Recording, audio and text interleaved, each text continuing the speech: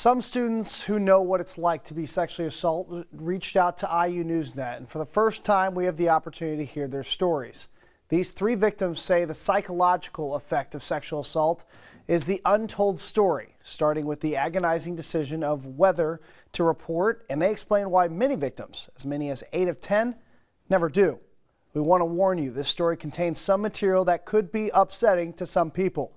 Please use care in deciding whether to watch and listen. In the fall of 2020, with classes still on Zoom, IU student Madison Smith was still on campus. What began as a night hanging out with friends actually became the most traumatic moment of Madison's life. I had someone who I thought was a friend of mine in the fraternity who sexually assaulted me. Madison says disbelief, shock, made her disassociate. Her body froze. Why am I not crying? Why am I not screaming? Reports of sexual assault on the IUPD crime log are at a record high this semester for the Bloomington campus. And consider that nationally. 80% of campus sexual assaults go unreported. Madison knows why. I was a drunk girl at a fraternity that I wasn't supposed to be at because it was COVID. I was like, there's just no way that anyone's going to care in the justice system. There's no way that anyone is going to want to even take my case, because it would be such a he said, she said case. And then hearing from other survivors that the reporting process was really re-traumatizing. IU student Lily Kaplan didn't report her rape either, even though it happened at 8 in the morning. I guess he was telling his friends that we had sex, which obviously it wasn't consensual. Kaplan is now the president of Safe Sisters, an organization which educates students on how best to support victims of sexual assault. Her reason for not reporting?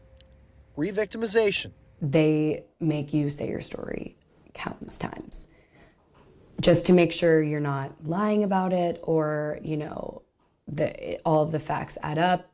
Re-victimization is almost as harmful as the actual event, because it makes you go back to that moment where you lost all power, and in a moment you're trying to regain your power, you're still losing it. It would be awesome if all of our rapists were in prison. Like, that would be great, but we kind of have to pick if we're going to heal or if we're going to get justice. Libby Spots is with IU's Title IX program. A lot of things come back to feeling victim blaming, feeling pressure. What will my friends say? Will I be supported? Will the university take it seriously? Do I have what I need? Because some of those lower, like Maslow's level needs of like food, shelter, the ability to just sleep comfortably often need to be taken care of before you can get to this higher level of self-advocacy. The women say IU touts its Safe Rides program, but they also say the rides and routes are inconsistent. What is IU doing to make me feel safe?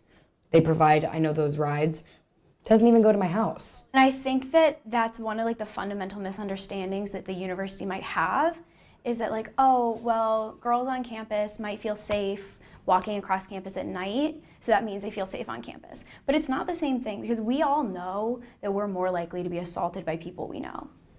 I would feel safer walking by myself from 3rd Street to the library than I feel going to fraternity parties with my friends. The only time I feel 100% safe is in the daylight going to class. A third sexual assault victim who asked to keep their identity private wants IU to acknowledge the scope of the problem and prioritize it.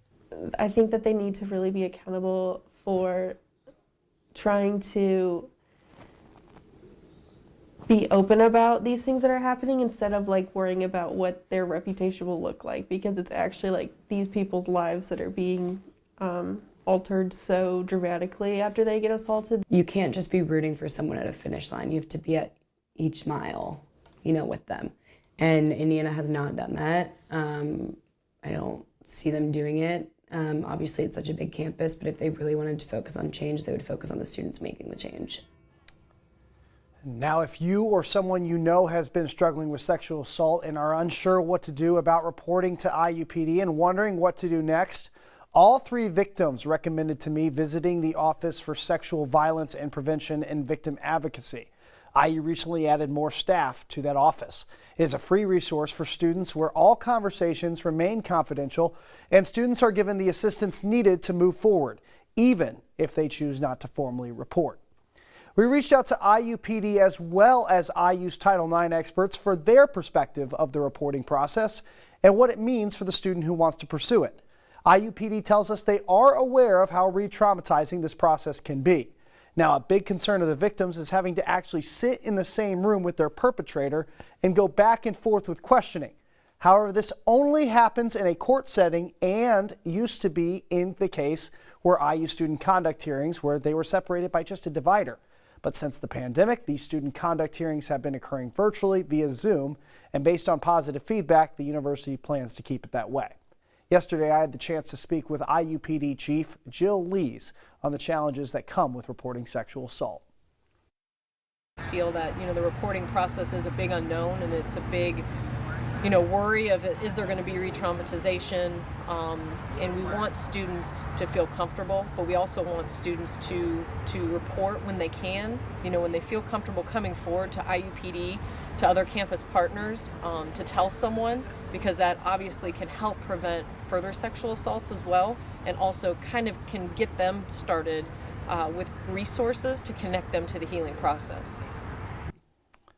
IU NewsNet and the Arnold Center for Investigative Reporting here at IU have been investigating the rise in sexual assault reports all semester and will continue to do so.